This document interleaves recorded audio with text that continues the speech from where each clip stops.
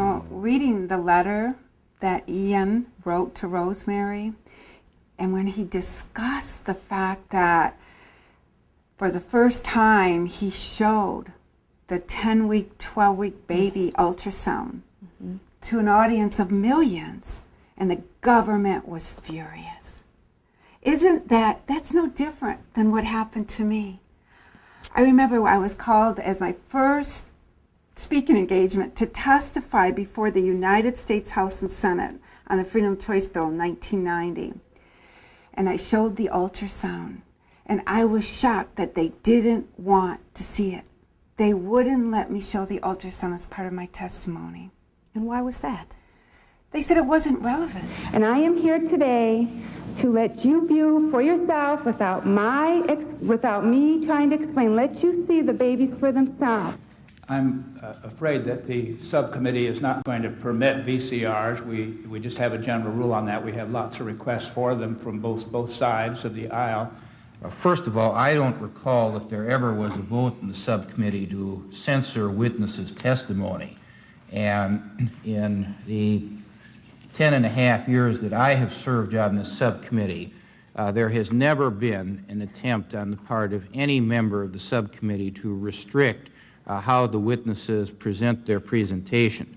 Was there ever a rule of the subcommittee that was adopted when the Republican members weren't here that prohibits witnesses from presenting VCRs or other type of video presentations? No, but the rule is very clear that the majority of a subcommittee makes a decision as to how testimony shall be presented. And we like to hear oral testimony, written testimony. We like to be able to ask questions. Now, I know that the Democratic majority of this subcommittee has got the votes to gag Ms. Richard. And I would hope, Ms. Richard, after you're gagged by the majority in this subcommittee and complete your testimony, you move that videotape machine out into the hallway. And you can present out in that hallway what you were not allowed to present in here by the fiat of the chairman of this subcommittee who happens to disagree with your particular viewpoint and mine. And here, I was called as an expert witness on ultrasound. Later, I was called to the Senate, once again, to show the ultrasound. And the abortionist on the panel interrupted my testimony, and he said, "You're giving human characteristics to nothing more than an obligate parasite." An obligate parasite. And no woman is required, no person is required to help anybody or any other person that in any way puts their life in jeopardy. And it is an obligate parasite. It cannot live on its own. Do you believe it? I was like, I came this close to calling him an obligate parasite. I thought, what? What's making the baby move? I'm not making it move. It's jumping, it's waving. They didn't want to be shown the truth, just like Ian. When he went to show the ultrasound, they tried to keep it out. They tried to discredit him. They tried to keep him quiet. They didn't want the truth out. Exactly. And then it's amazing. I think it was like a few years later, within that time period, Ian was invited to meet the Pope, and the Pope just said he was one of the greatest men that ever lived, and I believe that. Here are these two great men shaking hands, so.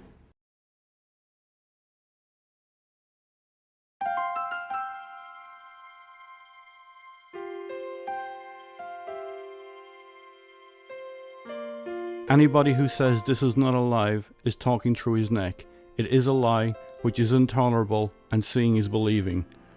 There can be no argument about it, and if I have done nothing else in my life, I have killed that dirty lie that the fetus is just a nondescript, meaningless jelly, disposable at will, something to be got rid of. He was right. He was right. He is right. All those lies, he's exposed the lies of a blob of tissue. In fact, Howard Hitchman, he was for abortion, he was quoted as saying, "Nothing has been as damaging to our cause as the technological advances of the fetus, such as ultrasound, because now they talk about it, the baby, as a human being, something that they never had to worry about before ultrasound." Interesting. Absolutely. They now cannot deny, with an ultrasound photo, with the ultrasound in real time, that that is a live human being inside that mom. Exactly. It exposed the whole blob of tissue theory. I also have another quote from a Sally Faith Dorfman.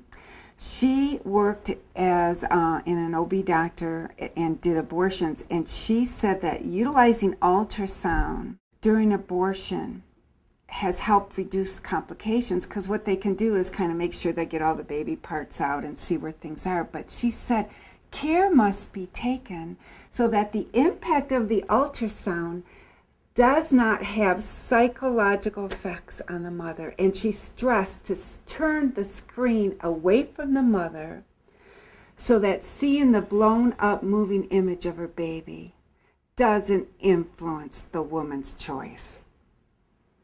Is that choice? I always thought choice was informed. Mm-hmm. Yet they deny the women the right to be informed to make a choice and tell you to turn the monitor. Because they don't want the mom to see the truth. Exactly.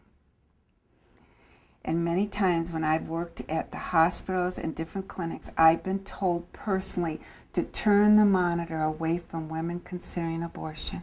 And yet they talk about freedom of choice. It's one big lie.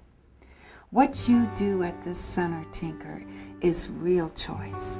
When you provide information to those women, you provide love, you provide support, so the woman is able to make an informed choice, and if she chooses to keep her baby, she has the information and the support for her. Absolutely. There's no question about it. She needs the information so then she can fully understand what it is that she's considering. And very, very often, having the ultrasound will show the woman that it is a baby, and it is moving, and it's my baby, and I had no idea. And it's because of the ultrasound in real time that she is now informed and can make the choice to choose life. Look at the ultrasound, see what she's really got inside.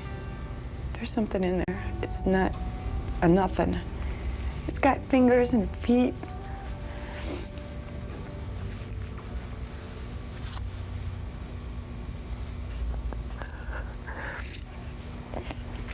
It's a baby.